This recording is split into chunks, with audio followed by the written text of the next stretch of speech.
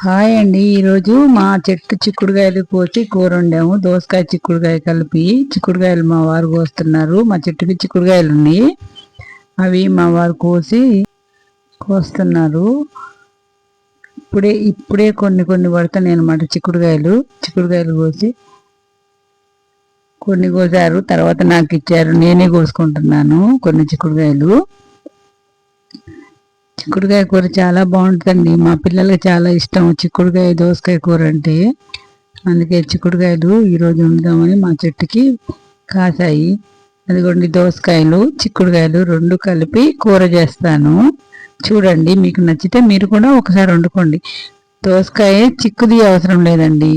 ఆ దోసకాయ అలాగే పొట్టుతోటి కోస్తే చాలా బాగుంటుంది. కరివేపాకు, ఉల్లిగడ్డ, పచ్చిమిరపకాయ, దోసకాయ, చిక్కుడుకాయలు కోసి అక్కడ పెట్టాను.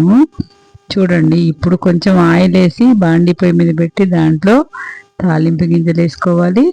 తాలింపు గింజలు చిటపట అన్న తర్వాత పచ్చిమిరపకాయలు వేసుకోవాలి. పచ్చిమిరపకాయల తర్వాత కొన్ని ఉల్లిగడ్డలు వేసుకోవాలి. ఉల్లిగడ్డలు వేసి కొంచెం మగ్గిన తర్వాత కరివేపాకు వేసుకోవాలి. కరివేపాకు వేసుకున్న తర్వాత కొంచెం కలబెట్టుకొని పసుపు వేసుకోవాలండి. ఓ స్పూను పసుపు వేసి ఇప్పుడు కలబెట్టుకోవాలి. కలబెట్టుకున్న తర్వాత కొంచెం మగ్గిన తర్వాత చిక్కుడుకాయలు వేసుకోవాలి. ఫస్ట్ చిక్కుడుకాయలు వేసుకొని చిక్కుడుకాయలు మగ్గిన తర్వాత అప్పుడు దోసకాయ ముక్కలు వేసుకోవాలన్నమాట. అప్పుడు బాగుంటుంది. చిక్కుడుకాయలు మగ్గాక కొంచెం సగం మగ్గిన తర్వాత దోసకాయ ముక్కలు వేస్తే బాగుంటుంది. మీరు కూడా అలా చేయండి, ఒకసారి ట్రై చేసి చూడండి. చాలా బాగుంటుంది దోసకాయ చిక్కుడుకాయ కూర. మేమైతే బాగా వండుకుంటాం, మా పిల్లలకి చాలా ఇష్టం అండి అది.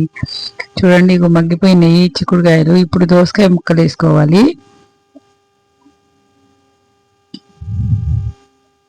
అదిగోండి, దోసకాయ ముక్కలు వేసిన తర్వాత ఒకసారి కలిపి మూత పెట్టేసేయాలి. కొంచెం మగ్గుద్ది.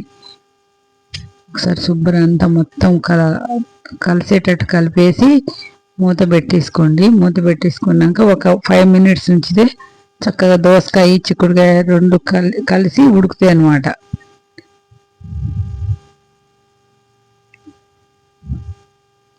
కసకస అంటాయి అట్లా ఏముండదండి, చాలా బాగుంటాయి. దోసకాయ పొట్టు తీపోయినా బాగుంటుంది. పొట్టు తీస్తే మెత్తగా ఉడికిపోద్ది ఊరికనే. అందుకనే పొట్టు తీయకోకుండా వండేస్తాను అనమాట నేను. పొట్టు తీస్తే మెత్తగా అయిపోద్ది. ఇట్లా అయితేనే మంచిగా ఉంటుంది.